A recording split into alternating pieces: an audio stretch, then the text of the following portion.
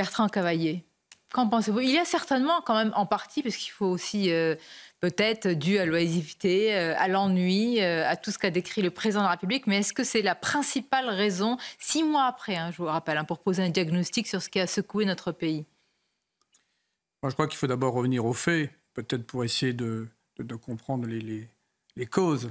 Bon, il y a certainement de l'oisiveté, mais lorsqu'on attaque plus d'une centaine de commissariats de police et de brigades de gendarmerie, lorsqu'on ravage le centre-ville Montargis, lorsqu'on s'attaque aux forces de l'ordre, avec cette agressivité-là, sachant que derrière ça, il y a quand même, il faut l'assumer, un fond de haine, il y a une idéologie, c'est tout ça qui est entremêlé.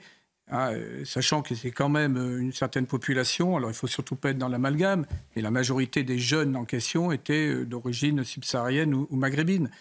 Donc là, ça renvoie au grand problème d'intégration, de relation avec la nation, d'appropriation des valeurs fondamentales de la République. Bon, dans un contexte, c'est vrai, où il y a quand même un délitement de l'État depuis 40 ans. Donc tous ces éléments se télescopent. L'oisiveté est d'un des éléments, mais il ne saurait être le seul, voire le principal, à mon avis. Oui, exactement. Pardonnez-moi, Paul, réagissez également parce que je pense que c'est très bien d'illustrer ce que nous sommes en train de dire par des propos concrets, les commerçants. Et puis aussi les élus, les maires, les élus de terrain.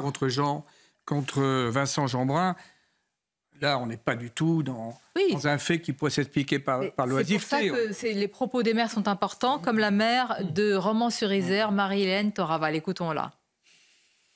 Réduire l'origine de ces émeutes au simple fait de l'oisiveté et des écrans. Franchement, j'ai vraiment constaté le décalage qui était celui de notre gouvernement et de la réalité qui est la nôtre sur le terrain. Enfin, ce ne sont pas que des jeunes, comme il veut bien le dire, des adolescents, mais il y avait aussi de jeunes adultes qui ont participé à ces émeutes et qui ont fait des dégâts conséquents avec un niveau d'ensauvagement hors norme. C'est de désir. Voilà. Je trouve que c'est très intéressant, c'est-à-dire donner envie. Oui, alors pour donner envie, vous avez raison, chère Sonia, il faut donner envie d'aimer la France. Mais oui. Alors ça, pour aimer la France, il faut supprimer la discrimination à l'embauche, il faut en finir avec la ghettoisation de certains quartiers, il faut en finir avec tout ce qui fait que certains jeunes se sentent exclus de la nation française. Et je reviens sur ce que disait Madame Cluzel, ceux qui sont arrivés il y a 2 ou 3 générations se sont parfaitement intégrés. Ce sont des enfants nés en France qui, pour une minorité d'entre eux... Parfaitement intégrés bien sûr. Non, pas tous. Non, Monsieur Vanni. Comment ça, parfaitement? Vous remontez aux grands-parents, parce que 2e, 3e génération... Ceux qui sont arrivés dans les années 60, 70, 80... très bien. Saint-Denis, c'est un exemple d'intégration. Saint-Denis, un département dont les citoyens de confession israélite ont dû partir parce qu'il y a une réalité culturelle... Parce qu'on a concentré les populations mais cette réalité culturelle... Ce n'est qu'un problème de la France. Cette réalité culturelle, elle n'a rien à voir avec les valeurs de la République. Non, mais attendez, est-ce qu'on voit ce qui se passe aujourd'hui en 2024, que des citoyens de confession israélite doivent quitter des territoires... C'est lamentable, je suis d'accord. Oui, mais attendez, mais qu'est-ce qui explique... Il ne fallait pas concentrer des populations défavorisées d'origine musulmane au même endroit. Il faut diffuser le problème sur toute la France. Sophie Auduzet. Sachant que je reviens sur ce que vous venez d'évoquer, c'est-à-dire que les prochaines émeutes seront d'une toute autre ampleur. Les prochaines, vous les avez déjà... C'est déjà acté pour vous? Non, mais attendez, il y a un phénomène de fond, il y a une dynamique... avec ces poussées de fièvre, mais le problème est là, et ça a touché, c'est intéressant de voir que ça a également touché des villes moyennes, des villes comme Cholet, etc.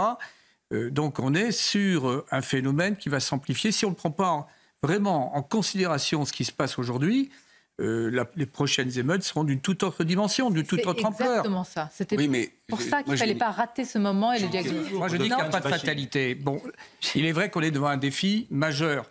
Et quand le président de la République a dit que tout va jouer dans les prochaines années, sur ce même plateau, je dis que nous sommes à la croisée des chemins. Si on veut que la France reste la France. Bon, moi, je vais tous les mois en Afrique. J'ai le plus grand respect pour les Africains. Je vois ce qui s'y passe. Mais accueillir 500 000 subsahariens, etc., ou Syriens ou Afghans par an, c'est intéressant parce que ce sont surtout des jeunes. Ça équivaut à la tranche d'âge de jeunes hommes de 5 à 10 départements. C'est-à-dire que sur 10 ans ou 15 ans, vous pouvez quand même complètement modifier une tranche d'âge. Est-ce qu'on prend en considération cela? Et on n'est pas devant un risque. C'est pas le grand remplacement ethnique qui me pose problème, moi, c'est le grand remplacement culturel. C'est ça le véritable enjeu. Donc, il est vrai qu'il faut stopper l'immigration, parce qu'on ne peut plus. Et ça appelle d'autres mesures en partenariat avec les pays d'origine.